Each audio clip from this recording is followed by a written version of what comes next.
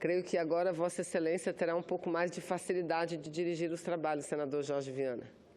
Vossa Excelência que está paciente ouvindo a pronunciamentos de 2, 3 horas. Agora, daqui para frente, será tudo mais tranquilo, que a gente vê que apenas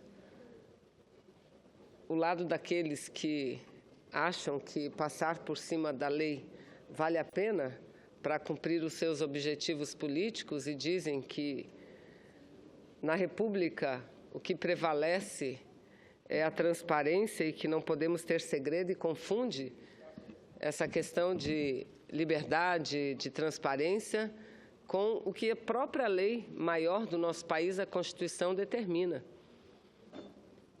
que são regras que devem ser observadas. Mas, senhor presidente, senhores senadores, ontem, quando tomamos conhecimento, e tomamos conhecimento por um grande veículo de comunicação,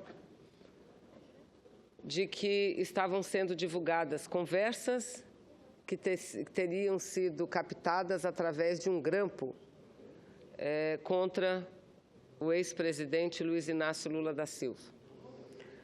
A emoção, inclusive o choque, foi o que tomou conta da maioria de nós. Eu, quando fui alertada, e aqui estava, subi para conversar com o presidente. Vossa Excelência, se não me engano, senador Jorge, estava ao lado do presidente. E nem o presidente, nem Vossa Excelência acreditou no momento que aquilo fosse verdade. E eu confesso também que levei a notícia de forma muito insegura, porque não acreditava que aquilo fosse verdade. Que uma presidente da República, veja, senador Cristóvão, e tem gente que acha que isso é secundário, que uma presidente da República, e o senador Raimundo agora acabou de falar, a presidência é muito mais do que uma pessoa que ocupa o cargo provisoriamente. A presidência da República é uma instituição do nosso país. Mas uma presidente da República foi grampeada, teve as suas conversas telefônicas gravadas, e essas gravações foram divulgadas pelos meios de comunicação. E tem gente, eu repito, que acha, senadora Gleisi, isso normal. A presidente hoje dizia no seu discurso, não é que eu seja um presidente ou uma presidente seja mais ou melhor do que a população brasileira, mas se fazem isso com a principal autoridade do país, imagine o que fazem com os outros. Imagine o que podem fazer, o que outras pessoas podem sofrer, que, aliás, muitas já vêm sofrendo há bastante tempo. Mas ontem nós discutimos muito esse fato e muito pouco o conteúdo das gravações. Hoje não. Hoje nós estamos vendo que, a partir do conhecimento, também pela imprensa, porque jornais, televisões, rádio, senador Jorge, todos eles transcrevem, passam as gravações o tempo inteiro das conversas do presidente Lula, do ex-presidente Lula, com vários atores, ministros de Estado, presidente da República, governadores, senadores, parlamentares, e todos tiveram os seus diálogos vazados e publicizados. E hoje todos se sucederam aqui da tribuna ou em apartes, falando, olha o absurdo, porque o presidente Lula falou que os peões estão chegando. Olha o tanto de palavrão que fala o presidente Lula. Olha o presidente Lula dizendo que o parlamento está acovardado. Mas nenhum, e aí eu quero que quem está acompanhando a nossa sessão preste atenção, nenhum, senhores senadores, senador Cristóvão, nenhum daqueles que nos antecederam apontaram qualquer crime cometido ou captado por essas escutas telefônicas que envolvem o presidente Lula e vários outros autores, inclusive uma grande parte com foro privilegiado. Nenhum crime, nenhum. Questionam o palavreado do presidente, questionam isso, questionam aquilo, mas crime nada. E olha, eu vou dizer uma coisa, se o presidente Lula tivesse falado com alguém, com qualquer pessoa que fosse, tramando alguma coisa para obstruir a justiça, para parar o Lava Jato, qualquer ilegalidade, numa hora dessa ele já estava na cadeia, que era tudo o que o juiz queria, que coordena a Operação Lava Jato. Ele já estava na cadeia, mas ele não está. E eu vou conceder uma parte a Vossa Excelência, mas só para concluir o meu raciocínio nessa primeira parte, senador Jorge Viana. Então, veja o que aconteceu no dia de ontem. E, repito, isso tudo a gente entendeu melhor, senador Raimundo, a partir de uma nota. Uma nota de quem? Um despacho. Revejo o segundo despacho de 16/03, evento 135. Isso aqui é parte do processo. A nota do juiz Moro, explicando o que aconteceu. Aliás, um pouco mais de uma semana, ele também divulgou outra nota, explicando ou tentando explicar a tal condução coercitiva do presidente Lula, do ex-presidente Lula, que era para proteger o presidente Lula, que era para evitar manifestações e confrontos na rua. Ora, tenha paciência. Aí veja o que aconteceu. Ontem, após o comunicado que ele já havia sido nomeado, faltava apenas a posse, como ministro de Estado, às 11h12, ele determinou a interrupção das interceptações, 11h12. Só que a última conversa, senador Cristóvão, que está e que foi divulgada pela imprensa, aliás, a última que estava em todo o período da interceptação e a primeira a ser divulgada, porque era uma conversa entre a presidente Dilma e o ex-presidente Lula. Foi captado às 13h32. E ele mesmo havia comunicado às operadoras às 12h17, mais de uma hora antes. Mas é o juiz Moro, o próprio juiz, que escreve assim: eu não havia reparado antes no ponto, mas não vejo maior relevância. Ou seja, ele confessa que essas gravações ocorreram após ele ter solicitado a interrupção. E ele escreve aqui, não havia reparado antes no ponto, mas não vejo maior relevância, portanto, continue. O que todos os juristas estão falando? Eu vou falar depois de conceder a parte ao senador Jorge Viana, porque acho isso muito importante. Dizer e falar friamente, porque quem quer defender o Brasil, eu não creio que a defesa do Brasil requeira passarmos por cima da Constituição, da legalidade, ferirmos o Estado de Direito. Aí eu vi aqui o senador que me antecedeu, e até foi muito gentil, pediu desculpa, dizendo que tinha que viajar, dizendo o seguinte, quando falava a senadora Gleisi, que bom que é o encontro da extrema-direita com a extrema-esquerda. Não era esse encontro, não. Encontro daqueles que defendem o nazismo, daqueles que querem ver a volta do regime militar. É esses que estavam na rua e que eles acham bacana bater fotografia com eles. Acho muito interessante. E dizer que as ruas vão resolver tudo.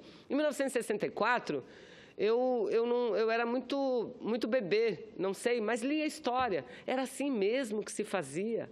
Era assim mesmo. Hoje, eu ouvi na rádio, vou conceder, falando da República, que houve uma fala aqui que se refere à República de Curitiba, e aí o radialista, acho que foi na Band, dizia o seguinte: lembra, antigamente não era a República de Curitiba, era a República do Galeão. E depois se descobriu que não tinha absolutamente nada daquilo que levantava. E eu concedo, pedindo desculpa, mais uma parte ao senador Jorge Viana, com muito prazer, que Vossa Excelência foi muito paciencioso na direção dos trabalhos no dia de hoje, senador Jorge Viana. Obrigado, senadora Vanessa, pela oportunidade.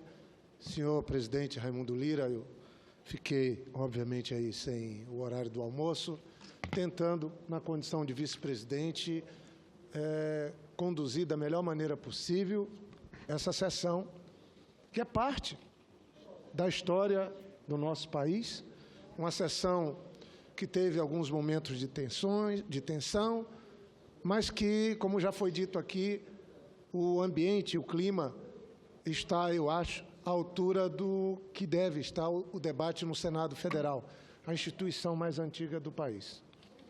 O momento é de extrema gravidade, senhor presidente, senadora Vanessa. Nós estamos vivendo hoje, e todos nós, o senador Cristóvão sempre pergunta, o que fazer, como fazer?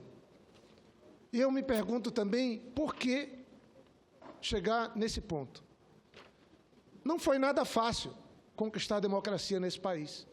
Nós estamos tendo a quarta pessoa a assumir a presidência da República depois da redemocratização. A quarta. O primeiro presidente sofreu um impeachment. O presidente Fernando Henrique governou 8 anos. Alterou a Constituição, introduziu, da maneira que foi introduzida, a reeleição, denúncia, compra de voto. Meu estado do Acre é o caso específico, claro, comprovado, de compra de voto. Meu também. Ficou 8 anos, entrou o presidente Lula, pegou um país que tinha passado por uma crise econômica tremenda, o desemprego muito além dos 2 dígitos, inflação, e contra a opinião de uma determinada elite brasileira, o presidente Lula fez um extraordinário governo mudando a história do povo brasileiro e do nosso país. Será que nós temos que agora esquecer? Será que alguns, talvez até os que mais se beneficiaram durante os 8 anos do governo do presidente Lula, estão cuspindo no prato que comeram? Sinceramente, os quase 40 milhões de brasileiros que eram excluídos, que passaram a ser tratados como cidadãos brasileiros, graças ao presidente Lula. Os jovens negros, filhos de pobres, que não podiam sequer passar na porta de uma universidade, concluíram o seu curso, podem ajudar suas famílias. Os industriais, os grandes empresários, que viram os cifrões das suas contas se multiplicarem, agora fazem um movimento. É lá na frente da Fiesp, o quartel-general do ódio, da intolerância contra o governo da presidenta Dilma e contra o presidente Lula. Será que é só uma simbologia? Vai estar escrito na história que o prédio da Fiesp, com seu presidente Paulo Scaff, é quem cedia o quartel-general desse enredo, dessa narrativa, que é exatamente igual a todos os golpes praticados aqui nesse país e nos países vizinhos. Nós estamos vivendo um momento gravíssimo, senadora Vanessa. E eu lamento, que parece um enredo. Não estou aqui, não quero comentar Eduardo Cunha, mas eu mesmo me pergunto, por que tantas ações contra o presidente do Congresso, o presidente Renan? Por que a pressa? Parece um enredo. Quando Niemeyer e Lúcio Costa puseram esse prédio que nós estamos aqui hoje, o Congresso Nacional, na Praça dos Três Poderes, mais à frente, mais ao alto, não foi por acaso. A Constituição nos dá salvaguardas para a palavra, para exercer o mandato. Mas nos últimos meses, nós temos visto a Constituição ser rasgada. Não é mais prerrogativa de garantia ocupar um mandato parlamentar nesse país. Não é.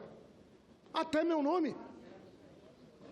No dia que o presidente Lula foi levado coercitivamente, debaixo de varas.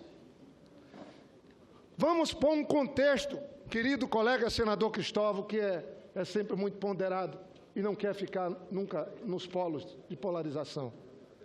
Imagine um ex-presidente que toda hora recebia um telefonema que vai ter alguma ação contra ele. 5h30 da manhã, 6 horas, vê a polícia batendo na sua porta, a sua esposa, a dona Marisa, abria a porta, e, ato contínuo, todos seus filhos, 4 filhos, recebendo a mesma missão de ser a casa vasculhada, telefones apreendidos, e mais, dizer, o senhor, ex-presidente, tem que me acompanhar. Para onde? Para uma delegacia? Não, para o aeroporto de Congonhas. Foi levado para o aeroporto de Congonhas. Na frente ficou um avião com a porta aberta, filmado, ao vivo. E o presidente lá, tendo que responder aquilo que ele já tinha respondido 4 vezes no Ministério Público aqui em Brasília.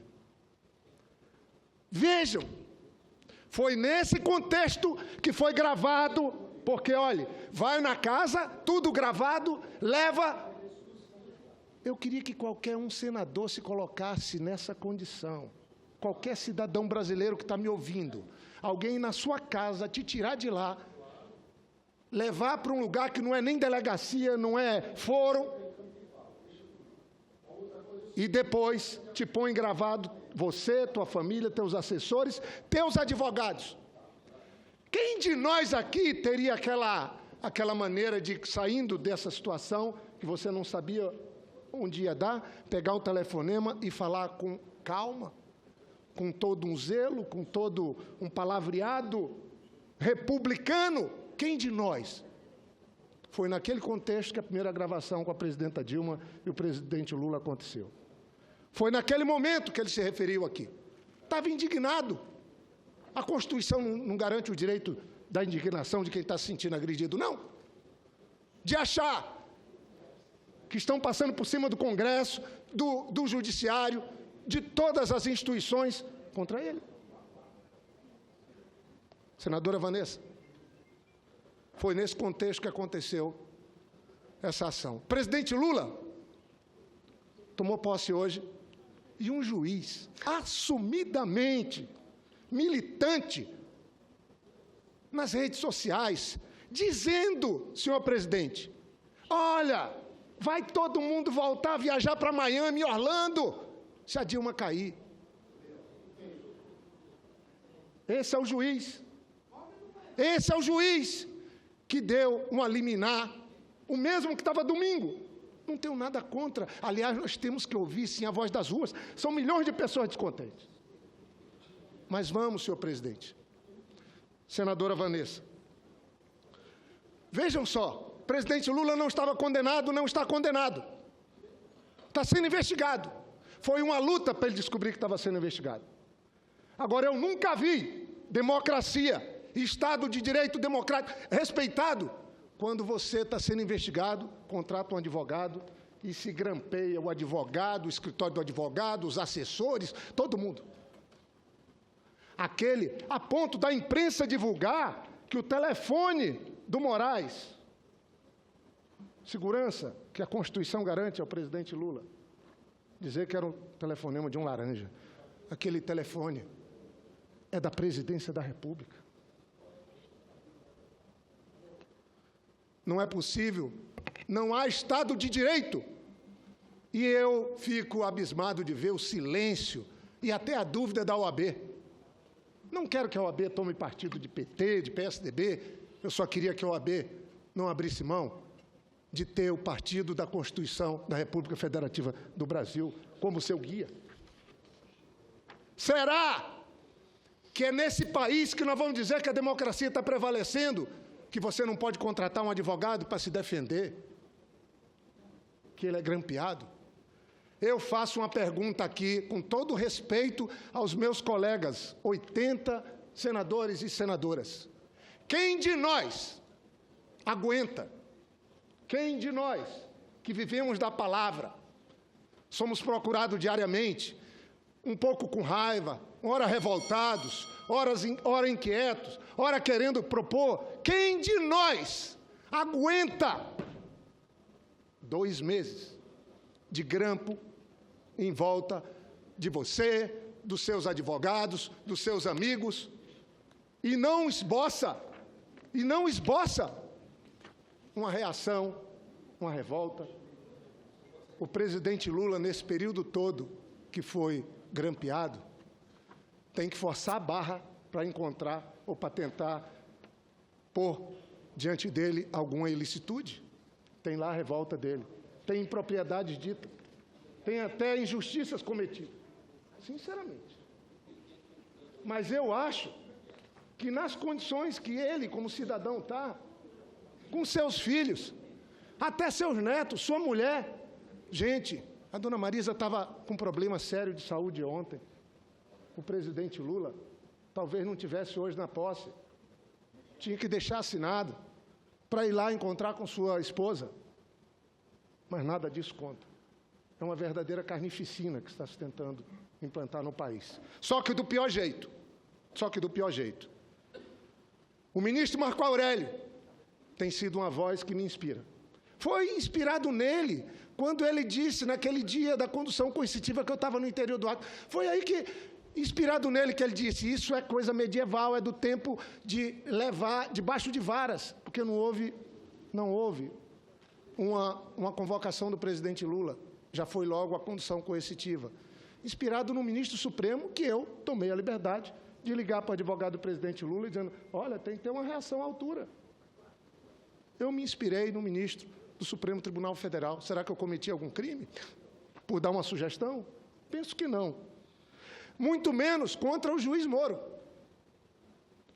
E acho que o juiz Moro, ele traz uma esperança para nós, é verdade. Nós queremos que a justiça faça. Só que nós queremos dentro da Constituição, do que estabelece as leis. Eu só queria encerrar dizendo que, por esse Parlamento, passou todos os nomes de ministros que ocupam os tribunais superiores, que ocupam os conselhos de justiça e do Ministério Público. E eu faço e deixo no ar uma pergunta. Ninguém vai se manifestar contra as arbitrariedades? Ninguém vai questionar? Porque quando um parlamentar comete um deslize ou quebra de decoro, ele tem aqui uma condução que estabelece o regimento. No Executivo, igual. Até a questão do impeachment, para ser debatida, e vai ter que ir para o voto. Mas, quando a arbitrariedade, quando ela vem daqueles que deveriam guardar a Constituição e as leis, aí nós estamos correndo um risco sério. E eu acho, sinceramente, que esse é o problema que o país está vivendo hoje. Eu não sou jurista, não sou juiz. Eu só queria que, nesse momento gravíssimo, risco de ruptura do Estado Democrático de Direito, risco de enfrentamento na rua, de brasileiro contra brasileiro, que seria o pior dos mundos, depois de um período tão bom que a gente viveu, de crescimento econômico, de inclusão social.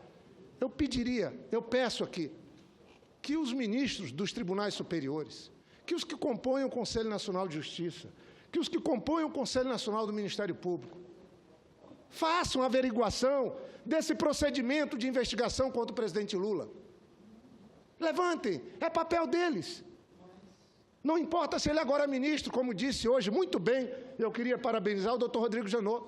Se não, eu vou pedir imediatamente que tudo que está em Curitiba venha para o tribunal para que siga a apuração contra o presidente Lula. O doutor Rodrigo Janot está certinho, é assim que funciona. Mas eu faço um apelo a quem compõe essas instâncias do judiciário. Não estou fazendo pré-julgamento de ninguém, apenas isso. Se todo o processo dos delegados estivesse sendo conduzido com isenção, se toda a ação dos membros do Ministério Público estivesse sendo conduzido com isenção, e se o próprio ministro Moro está certo, que se declare que está certo. Que um colegiado possa fazer isso. E que a gente possa ter o fim desse enfrentamento de que é uma coisa ou é outra. Eu não tenho nenhuma dúvida que o pior para o nosso país é o enfrentamento do nosso povo na rua. Nunca, faz muitas décadas que nós não vivemos uma situação como essa. E eu peço aqui da tribuna, agradecendo, pedindo desculpa por ter me alongado, que respeitemos a Constituição. Alguns querem rasgá-la, usando os argumentos mais absurdos. Lamento que os colegas que fazem hoje parte da oposição estão fechando os olhos para os abusos que podem estar vindo daqueles que têm que guardar as leis e a Constituição. E quando o arbítrio vem daí, eu encerro com a frase do ministro Marco Aurélio, do Supremo Tribunal Federal, o segundo mais antigo. A pior ditadura é a do judiciário. Senadora. Pois não, senadora Regina, primeiro eu quero agradecer senadora muito. Vanessa, pois não. Me dê um pequeno tempo eu me dirigir ao senador Jorge Viana. Pois não, senhor presidente. Vossa Excelência, senador Jorge Viana, primeiro vice-presidente dessa casa, é um homem que tem desempenhado o seu mandato com muita seriedade, com muito trabalho, tem honrado a primeira vice-presidência dessa casa e representa o espírito do Senado Federal, que é a casa moderadora da República Brasileira, é o poder moderador da República Brasileira. Portanto, eu quero aqui rememorar que na condição de relator da PEC 113, que veio da Câmara, e eu estou vetando a reeleição, preservando naturalmente o direito adquirido daqueles que se elegeram governadores e prefeitos com o direito da reeleição e frontalmente contra o financiamento empresarial de campanha. Então, estou com esses dois assuntos dos 11 artigos da PEC, negociando com as lideranças para que possamos aprovar nessa casa esses dois itens e nós estamos tendo dificuldades, né? Hoje a sociedade brasileira não quer mais o financiamento empresarial de campanha. Também já manifestou claramente que a reeleição não foi uma boa ideia para o nosso país. Nós precisamos amadurecer mais a nossa democracia para adotar, possivelmente, no futuro, esse processo. Foi uma coisa que nasceu na Argentina com o Neymer, depois veio para o Fujimori, no Peru, e terminamos abraçando a reeleição, que não foi uma ideia muito boa para a nossa democracia. Quero, portanto, senador Jorge Viana, dizer desta tribuna que Vossa Excelência é um senador que está dentro do perfil do poder moderador do Senado Federal. Muito obrigado, senadora Vanessa, pelo tempo. Eu agradeço as palavras de Vossa Excelência, que com muito prazer as incluo no meu pronunciamento, porque tenho o mesmo entendimento que Vossa Excelência acaba de expressar, senador Raimundo. Antes de conceder a parte à senadora Regina, eu quero, senador Jorge Viana, aproveitando assim, sei que Vossa Excelência não almoçou e está saindo para almoçar, e logo que eu acabar eu também. Logo que eu acabar aqui, eu vou almoçar também, que eu não almocei. Primeiro, alguns parlamentares, aqueles que compõem a oposição ao governo da presidenta Dilma, falam, e eu não me canso de dizer que fico impressionada com a facilidade, com a desenvoltura que eles dizem que não tem problema nenhum. Não tentam justificar e dar uma tal legalidade aos atos do juiz Moro. E aqui eu repito, para que não deturpem as nossas opiniões. Tenho certeza absoluta, não só eu, senadora Ana Amélia, mas todos que aqui estamos, não estamos a criticar a Operação Lava Jato como um todo, e sim alguns atos de desobediência à lei que parece que estão indo além da desobediência, mas são atos que têm ignorado por completo a Constituição da República, e isso é muito grave. Então, não tem problema, porque um crime ele tem que ser revelado. Aí pronto, revelaram as falas do ex-presidente Lula. E qual é o crime que está ali? Eu volto a perguntar. Não tendo crime, senador Humberto, o que é que eles fazem? Eles dão uma interpretação diferenciada a que eles acham que para eles é mais negócio, e aí bote televisão, rádio toda hora repetindo, dizendo o seguinte: quando a presidente Dilma falou para o ex-presidente Lula, olha, estou mandando o papel para caso de necessidade ser usado. Aí qual é a interpretação que eles determinaram como verdade absoluta? Eles são os deuses da verdade, mas eles determinaram como verdade absoluta que aquele seria um papel, senador Cristóvão, da posse do presidente Lula, que já foi assinado, e que qualquer problema que ele tivesse, ele mostrava, ele usava. Essa é a interpretação que os meios de comunicação estão dando. É essa a interpretação. E, na realidade, não é isso. Na realidade, o que foi enviado a ele foi um papel de posse. Se ele não pudesse vir hoje, que ele assinasse e mandasse para cá. O papel não estava assinado pela presidente Dilma. Não estava assinado, mas não. Na quadra em que nós estamos entrando, Isso aqui, dizem eles, é uma desculpa que eles estão encontrando, porque a verdade absoluta está do lado dele. É a mesma coisa com o senador que estava na tribuna, senhores senadores, quando nós chegamos aqui no plenário. O senador Perrella a se defender. O avião, era só o avião que era meu, mas a droga não era minha, porque não sei nem quantos quilos de cocaína tinha, e o senador se defendendo. Aí eles apoiando, não, o senhor tem razão e tudo mais, tem razão. Aí, em seguida, vem o senador Aécio se defendendo. Não, aquela conta na Suíça da família de não sei quanto tempo, e porque a lista de Furnas já é caso requentado. Então, ele tem razão também. Mas e o presidente Lula? Então, veja, é tudo muito grave, porque além de eles desobedecerem à Constituição, e eu tenho aqui muitos escritos interessantes, há uma nota que é uma pérola da Ordem dos Advogados do Brasil do Rio de Janeiro, que, aliás, tem sido muito crítica ao governo da presidente Lula, da presidente Dilma, todas as ordens, secções estaduais das Ordens dos Advogados do Brasil. Mas, nesse caso específico, uma nota que é uma pérola, mostra a sua preocupação com a preservação da legalidade e dos pressupostos do Estado Democrático de Direito. E quando se abandona esses pressupostos, esse princípio, nós nos aproximamos de quê? De um Estado de exceção, de um Estado ditatorial, de um Estado policial. Vamos entender o que é que está acontecendo no Brasil. Então, fazem o que fazem, porque o que tinha que fazer um juiz? Um juiz de primeira instância, quando faz uma interceptação, ele percebe que ali tem pessoas com foro privilegiado, que não é o foro do qual ele participa, ele imediatamente manda para o foro superior. Era o que ele deveria ter feito. Mas não. Ele mandou, foi para os meios de comunicação. E ainda mandou tentando deturpar e encontrar um crime onde não existe crime. Aonde não existe crime. E aí dizem que nós é que estamos tentando dividir o Brasil. Pelo amor de Deus, eu acho que nessa hora as pessoas têm que ser, no mínimo, um pouco mais sinceras. Aí vem um outro senador, presidente Jorge Viana, quero fazer aqui um comunicado muito importante. O juiz da 4ª Vara Federal daqui do Distrito Federal suspendeu a posse do presidente Lula como ministro.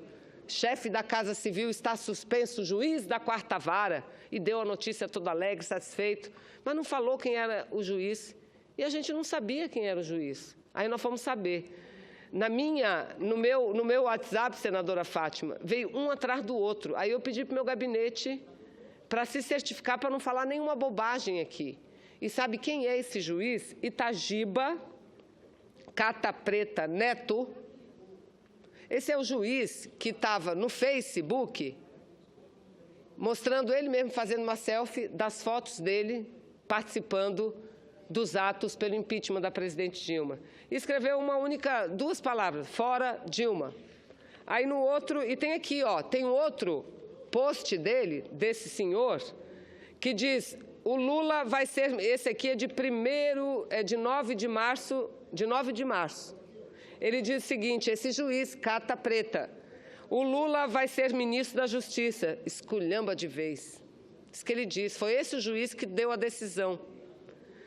E aí tem um monte de post, está aqui, olha, ele e seu filho com a camisa 45, Aécio Neves, 45, está aqui.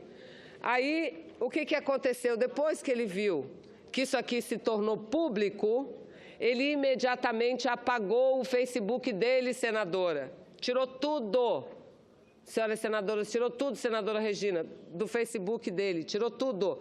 Mas não adianta ter tirado, porque nós temos aqui. E ele deu uma entrevista à Rádio Band News. E sabe o que ele disse na entrevista?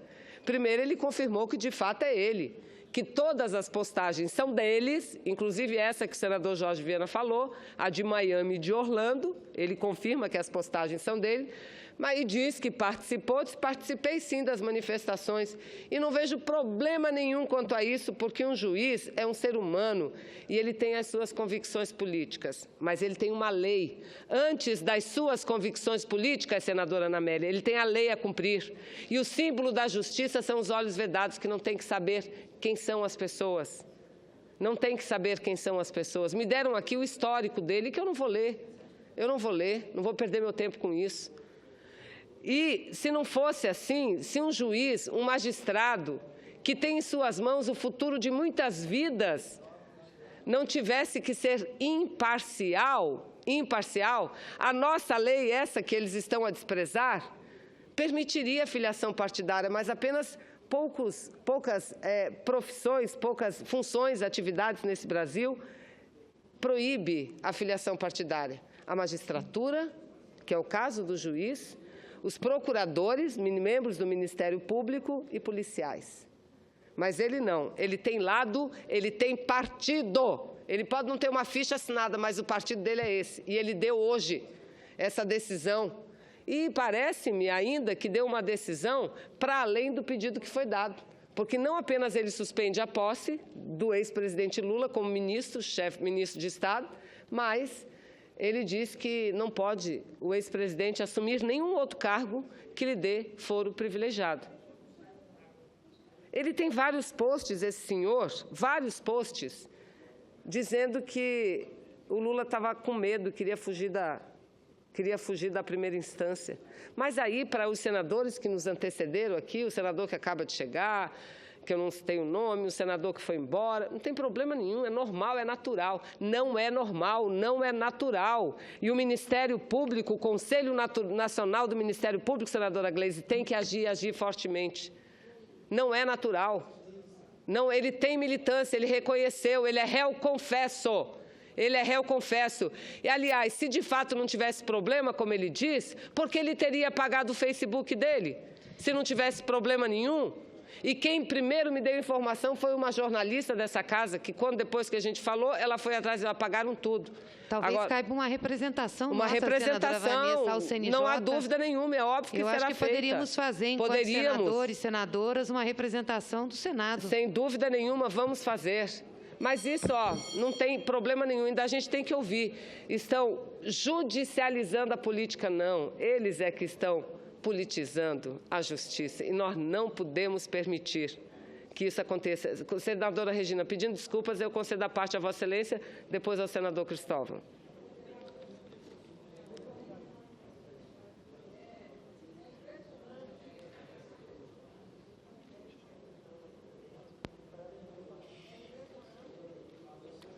Tem que trocar o microfone, eu acho, senadora Regina. Senadora. Alô, Vossa Excelência, troca o microfone aí. Obrigada. É impressionante assim, a arrogância de uma certa elite brasileira. A gente ouviu aqui nesta casa agora alguém dizer que o Brasil está unido, o país não está dividido, porque 6 milhões foram à rua domingo. Quer dizer que o Brasil são só esses 6 milhões. Tá? Eles consideram o Brasil só aquele pessoal que foi à rua domingo, que, aliás, o Datafolha mostrou bem o perfil, e o Datafolha é insuspeito. Não encontrou, dos pesquisados, não encontrou ninguém do Bolsa Família, que se beneficiado do Bolsa Família. Então, por aí já vi. Algumas empregadas que tinham lá, porque as patroas levaram para empurrar o carrinho das crianças. Né? Algumas madames que batem panela, para saber o que é uma panela, as empregadas tiveram que explicar o que era. Então, é arrogância dizer que esse país não está dividido. A gente vai à rua amanhã, pode até ser que não tenha o tanto de gente que teve no domingo, mas também nós somos brasileiros. E eu tenho certeza que esse lado vai só crescer. Na hora que esse povo começar a perceber os riscos que está correndo. O pessoal das cotas, que se beneficiaram de cotas, sabe que tem esse lado que não gosta de cotas. Então, que essas cotas vão correr risco. O próprio pessoal do Bolsa Família vai saber que, na hora de cortar o orçamento, o primeiro corte proposto foi do Bolsa Família. E por aí vai. Subestima a inteligência da gente, do povo, dizer que o Lula está se escondendo atrás de um cargo. Porque, para um cidadão comum, é muito melhor ser julgado na primeira instância. O que o Lula queria era saber qual, porque também 2 é demais, né? São Paulo ou Curitiba? O que ele queria era isso. Até porque está provado que a primeira instância é muito melhor, porque sobe, tem recurso, tem mais recurso. A prova é o senador Eduardo Azeredo, que foi condenado, renunciou ao cargo para não ir para o Supremo. e foi julgado em primeira instância, condenado a 20 anos de prisão, recorreu, perdeu, mas não sabe o que é a porta de uma cadeia, nem vai, porque já está com 70 e poucos anos, né? Acho que não vai. Né? Não sei se vai valer só para ele isso também, né? Então, acho que é subestimar a inteligência da gente, do povo brasileiro, quando dizem essas coisas assim, na maior disfarçatez. E aí vem a história da economia. Ah, que este país nunca teve tão ruim. Tem problema? Tem. Agora, vamos olhar no retrovisor.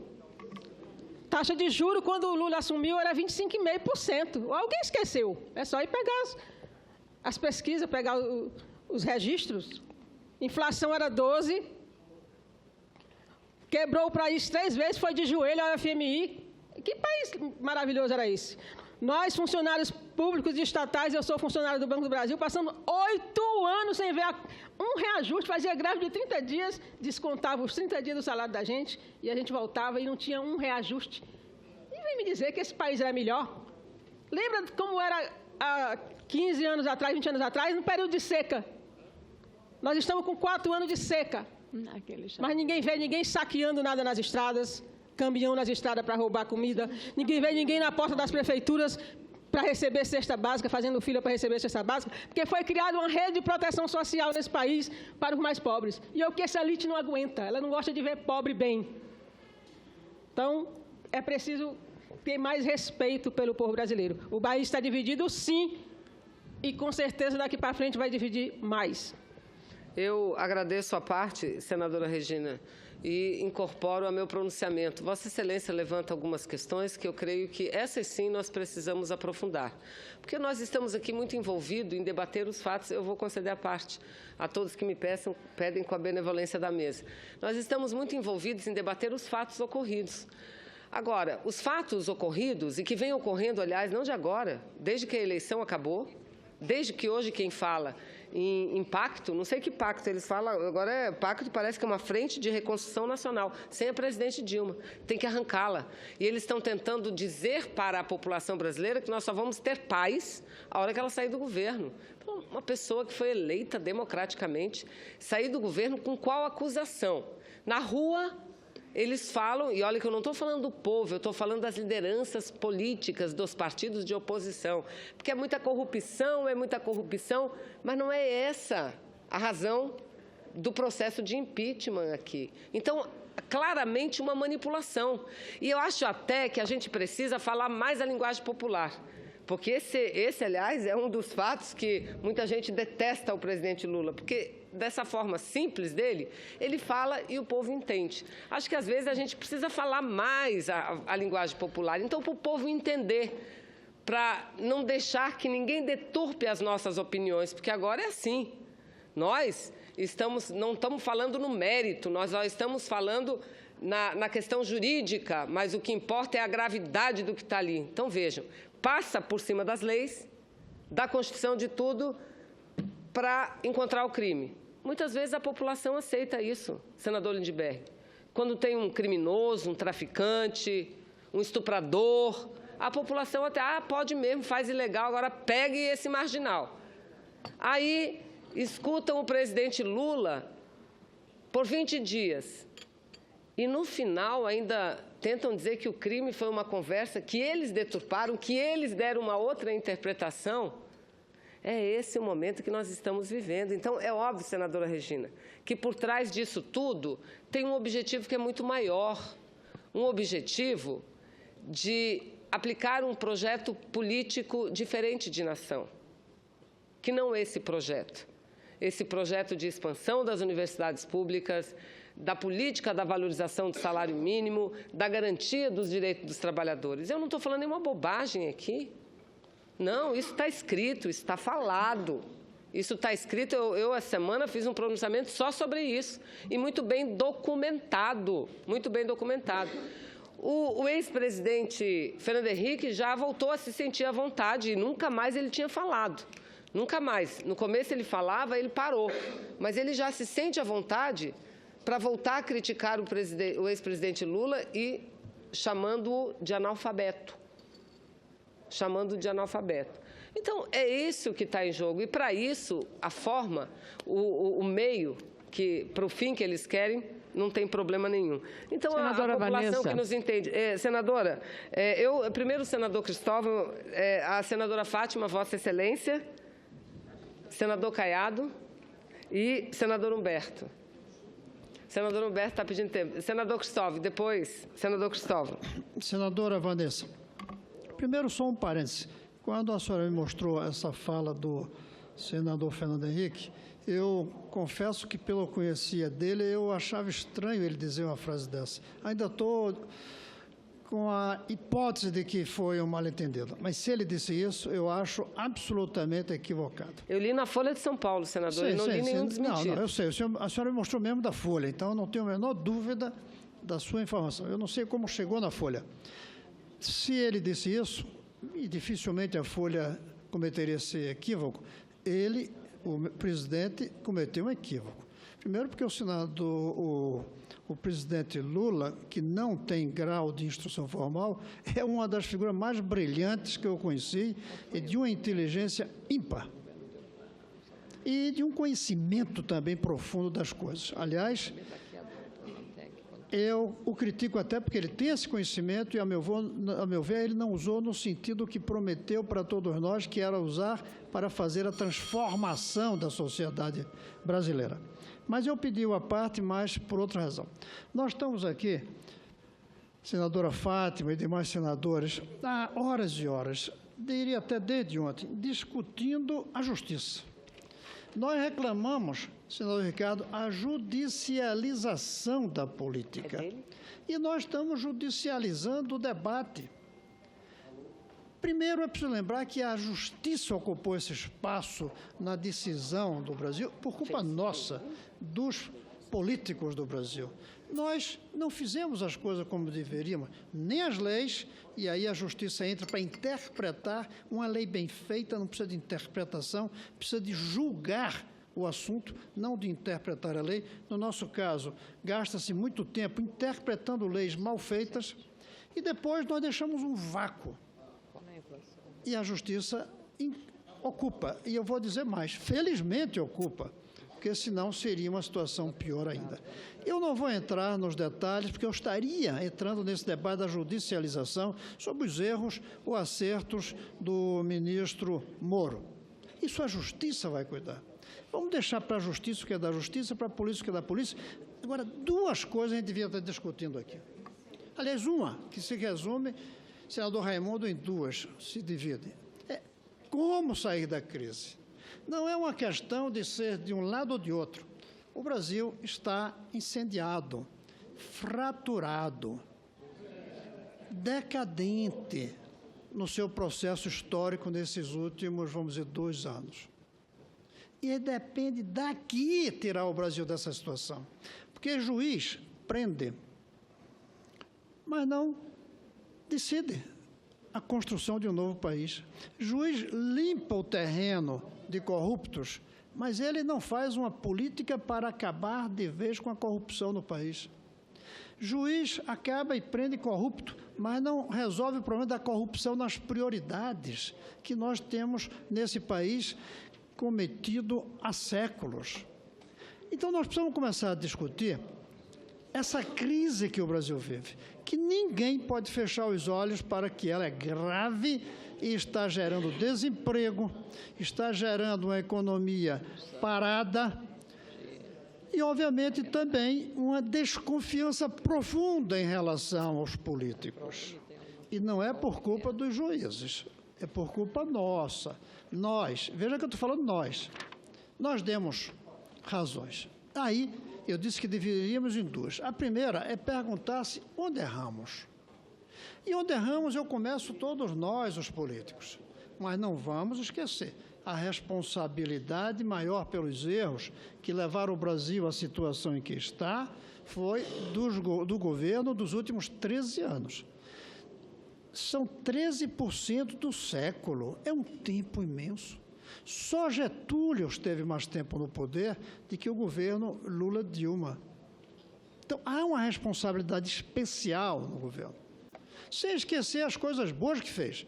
Mas se a gente olha ao redor, a avaliação de hoje não é boa. O erro foi do PT, o erro foi dos partidos que estão no governo e de todos nós políticos, por último lugar. Na oposição, não é culpada, mas errou. Há uma diferença entre ser culpado ou errar. Às vezes a gente erra por omissão, às vezes erra por incompetência. E o governo erra por ação. Então, a primeira coisa que a gente precisa se debruçar é onde erramos. Eu gostaria muito, e quantas vezes eu falei aqui, e o senador Randolph foi comigo, a presidente Dilma, e a primeira sugestão foi ela vir aqui e dizer, eu errei, mas tenho mais 3 anos de governo. Já se passam 7 meses dessa visita, inclusive. 7 meses, foi em agosto. Exatamente. Então, ela tem, mas nós também temos que nos perguntar onde erramos para essa judicialização de que a justiça entra na Casa de Senadores. Alguns se preocupam que isso é ilegal, outros dizem que é legal. Eu me preocupo é que aconteça. E acontece por culpa nossa. Pode ter erro dele, mas houve lacunas. Dizer que foi um erro prender o senador Delcídio pode até ser juridicamente, mas isso os juízes vão dizer no futuro. Hoje, o que eu quero dizer é que nós erramos ao ponto de que um senador, um de nós, cometeu fatos que levaram à prisão. Primeiro ponto, onde erramos? E o segundo é o que fazer. Nós estamos discutindo apenas se a presidente Dilma continua ou não. Eu quero discutir isso sim, mas eu quero discutir o dia seguinte a ela confirmada, se não passa o impeachment, ou ela substituída, se passar o impeachment. Como é que nós vamos trabalhar o dia seguinte, senador Randolph? Simplesmente bater continência para o presidente Temer ou construir, neste processo de impeachment, que pode não sair, é preciso repetir, não é coisa certa, nesse processo de impeachment, os compromissos que ele vai ter com a nação brasileira, como se fez com Itamar. Como se fez com Sarney, vice que assumiu no lugar de Tancredo, mas chegou ali e cumpriu direitinho o compromisso que ele tinha pela redemocratização. Sarney não cometeu um erro no processo de redemocratização. Alguns dizem que ter querido manter 6 anos em vez de 4, mas eu posso dizer o seguinte, ele aceitou 5 em vez de 6, que é o que estava na lei quando ele assumiu. Então, como é que vai ser o dia seguinte? E como é que vai ser isso aqui depois? Vamos continuar nessa polarização de um lado e do outro, cada um falando um idioma diferente, que a gente fala uma coisa, entende outra, os outros falam uma coisa, a gente entende outra. Vamos continuar assim? Ou vamos dizer, nós somos diferentes, temos posições claras, nítidas. O senador Caiado pensa de um jeito, Randolph de uma, eu de outro. Mas nós temos que ter em comum o Brasil. E temos. É sentar e discutir, e alguns abrirem, uns cederem, outros dizerem eu tenho força para impor, outros dizerem não tem, combinarmos. Isso eu temo que a gente está deixando passar. Estamos aqui desde ontem discutindo a justiça, discutindo a polícia, em vez de discutir o futuro. Estamos discutindo o presente, mas não o futuro. E isso é que me assusta. Porque o futuro chega mais cedo do que a gente pensa. O futuro não espera, não dá para marcar audiência com ele. Vamos chegar muito rapidamente a um futuro. Seja o futuro da confirmação que a presidente Dilma vai continuar até o fim do seu mandato, e eu acho que vai ser um período muito ruim para o Brasil, seja a gente ter a substituição, e eu não tenho certeza de que vai ser bom. Não tenho. Porque a gente não está combinando com as forças políticas. Os juízes vão terminar o trabalho deles. E aí a gente começa a trabalhar. Juiz prende, mas não elege. Felizmente. Juiz prende, mas não constrói em cima do terreno de limpeza que eles fizeram. E vale a pena, até o próprio dizem, porque eu não entro nisso da justiça, que o juiz Moro é um seguidor do que aconteceu na Itália. Na Itália, depois das mãos limpas, não cuidaram de fazer as coisas bem feitas. E os juízes fizeram a parte dele, creio que teve até morte, não é isso? Dizem não, o próprio juiz reconhece e diz que está aplicando aqui no Brasil, ele desenvolve lava-jato baseado na Operação Mãos Limpas da Itália. De qualquer maneira, pior é sem o lava-jato, isso acho que tem que ficar claro aqui. Pior seria sem as mãos limpas na Itália, mas eles fizeram o trabalho deles. Alguns até, se eu não me engano, perderam a vida lá na Itália. Agora, os políticos que não souberam fazer direito e terminou dando em Berlusconi. Aqui eu vi muita gente reclamando do Bolsonaro na rua. O PT, mais que nós outros políticos, precisam se perguntar onde é que nós erramos que Bolsonaro virou uma referência. Não é ele que errou, não. Até porque ele não mudou de posição, ele não é oportunista de mudar, ele está fazendo o mesmo discurso dele, um discurso direitista, autoritário, um discurso militarista. De reverência à ditadura militar. De reverência, e o povo aplaudindo. Nós erramos. Nós demos às ruas a uma parcela de manifestantes que não é progressista, que é o contrário, é sim saudosista.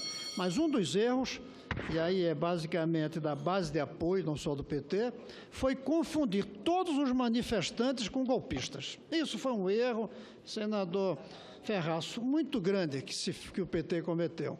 Golpistas, golpistas, golpistas. Era possível que tivesse ali meio porcentozinho, mas de tanto dizer que todos eram golpistas, foi aumentando o número dos que têm posições desse tipo. Mas ainda é muito pouco. Ainda é muito pouco. Ainda não vejo um número grande de pessoas ali querendo ditadura. Eles querem moralização. E nós queremos moralização com um Brasil diferente. Essa diferença é que está nos faltando. E, senador Cristóvão, eu fiz questão, semana passada, de vir aqui e falar a respeito de... Esqueci o nome dela, acho que é Rosângela Lira, alguma coisa assim, que é a presidente dos lojistas dos Jardins no estado de São Paulo. Ela mesma concedeu uma longa entrevista dizendo que participava do movimento de impeachment e largou o movimento a partir de um encontro que teve com o próprio juiz Moro e com procuradores da Operação Lava Jato. E quando ela questionou a eles, ela diretamente a eles, se sentiam alguma dificuldade no desenvolvimento da ação e recebeu deles a resposta de que não, que nunca sofreram nenhuma ação de obstrução, ela disse: eu mudei, agora eu estou coletando as assinaturas para os 10 pontos de combate à corrupção. O problema, senador Cristóvão, eu acho que o governo errou, não tem dúvida, Vossa Excelência mesmo falou. São 13 anos, o período mais longevo de poder no Brasil e dentro de uma democracia. Na democracia. É tempo, então é óbvio que a oposição, e que a oposição não é porque não gosta do presidente Lula, acha que mulher não tem capacidade de dirigir, não é por isso não, é porque discorda do projeto. É porque discorda do projeto. O projeto político, o projeto econômico, o projeto social. Então, a briga que está em curso é por projeto, sim. É para dizer qual será o futuro do país. O Brasil está parado, Vossa Excelência tem razão. Por quê? Porque eles pararam o Brasil. Desde que acabou a eleição, a gente vivia num mar de... Porque a oposição é óbvio, um é para criticar o outro, mas não para fazer o que está fazendo. Quando a gente vai à rua e fala golpe, não ao golpe... Vossa Excelência me considera não são, não, pois não, na lista aqui de ordem dos pedidos, senador. Eu agradeço a Vossa Excelência. Não, na lista de ordem, não, na lista de ordem dos pedidos, claro que eu concederei sem problema nenhum, com todo prazer. Então, veja, senador, é que Vossa Excelência é um homem de bom coração. De bom coração. Vossa Excelência, eu não sei se Vossa Excelência acha que a presidente errou, deveria pedir desculpas, eu até acho que ela pediu, não, peço desculpas à nação, mas falou, erramos. Quando alguém fala, erramos, talvez a gente tenha dado subsídio demais, que favoreceu exatamente aqueles que estão nas ruas hoje, ela diz que falhou, diz que errou, mas o problema não é esse. O problema não é esse, porque eles já disseram, eles querem um pacto, mas sem ela. E aí tem que criminalizá-la de qualquer forma. Até acho bacana esse juiz. Até acho bacana, diz que não tem problema nenhum. Aliás, eu fui informada, meu gabinete tem sido bastante eficiente.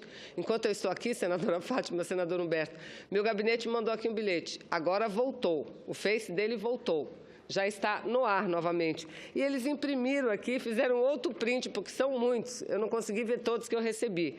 Do juiz, o juiz Itagiba Cata Preta Neto, que, aliás, a Advocacia Geral da União já apresentou as razões de defesa muito bem fundamentadas. E fala, inclusive, da questão da parcialidade e imparcialidade dos magistrados. Mas, senadora Regina, Vossa Excelência vai gostar muito de ver esse aqui, porque dizem, quando a gente fala, eles dizem, lá vem eles querendo inventar. Está aqui. Isso não é meu, isso não é seu, da senadora Fátima, do senador Lindbergh, de ninguém, senador Cristóvão. Bolsa apoiado. Isso aqui é o Facebook do juiz que acabou de suspender a posse do presidente Lula como ministro do ex-presidente. Apoiado. Bolsa Família. Quem recebe Bolsa Família não deve votar. Campanha pela suspensão do título de eleitor dos beneficiários dos programas sociais do governo.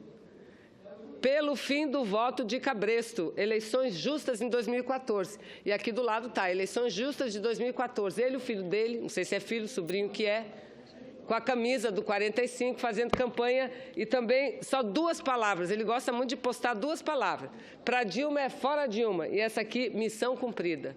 A data, 26 de outubro de 2014. Esse é o juiz.